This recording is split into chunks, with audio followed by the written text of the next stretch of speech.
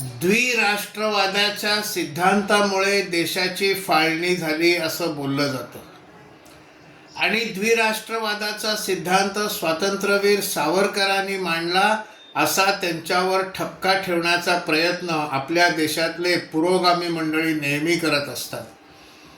पण हे खरं नाही. वास्तविक पाहता सर सय्यद अहमद खान, ज्यांनी अलीगढ मुस्लिम युनिव्हर्सिटीची स्थापना केली, आज अलीगढ मुस्लिम युनिव्हर्सिटीमध्ये काय काय चालतं हे देखील आपण पाहिलंय. 3 वर्षापूर्वी दिल्लीमध्ये झालेल्या दंग्यानंतर दंगेखोर हे अलीगढ मुस्लिम युनिव्हर्सिटीमध्ये घुसले, हेही आपल्याला माहिती आहे.